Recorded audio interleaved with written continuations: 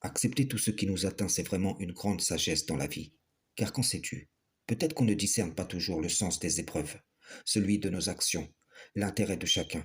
Peut-être qu'on veut donner des raisons contraires à cette réalité, qu'Allah éprouve ce qui est dans nos poitrines, afin de faire apparaître de nos nouvelles. Et donc, si tu inclines ton cœur vers un côté ou l'autre, quand le bien ou le mal t'atteint, c'est le moyen pour toi de prouver ta reconnaissance ou ton ingratitude. Réfléchis, il est écrit, Sourate 89, versets 15 à 20.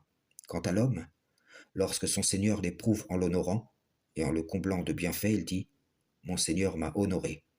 Mais par contre, quand il l'éprouve en lui restreignant sa subsistance, il dit, Mon Seigneur m'a avili.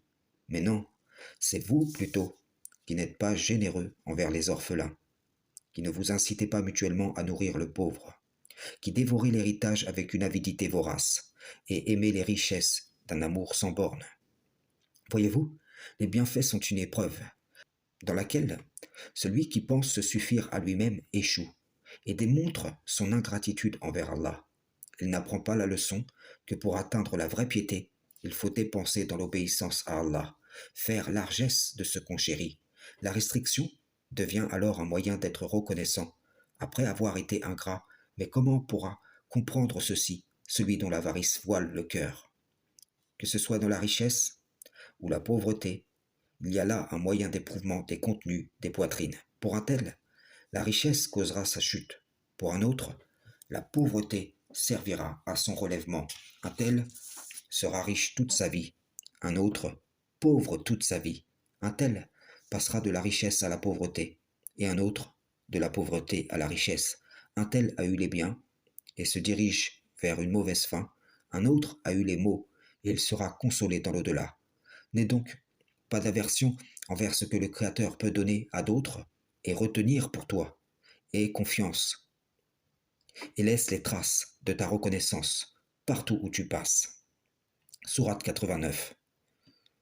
Ne l'avons-nous pas guidé aux deux voies? Or, il ne s'engage pas dans la voie difficile. Et qui te dira ce qu'est la voie difficile? C'est délier un joug, ou nourrir en un jour de famine un orphelin proche parent, ou un pauvre dans le dénuement, et c'est être en outre de ceux qui croient, et s'enjoignent mutuellement l'endurance, et s'enjoignent mutuellement la miséricorde.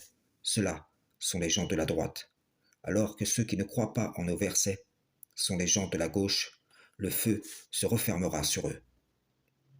Où que tu passes, il y a l'occasion de retirer le bien de chaque situation, que ce soit la qualité de générosité dans l'abondance, de partage dans la pauvreté, de courage dans l'adversité, de patience, d'endurance face aux offenses, et de constituer par ce biais un habit de piété dont tu n'auras pas à rougir et qui sera la parure de lumière du serviteur qui a réussi ici-bas, et à qui Allah dira « Entre dans mon paradis ». Frères et sœurs en islam, salam, shalom.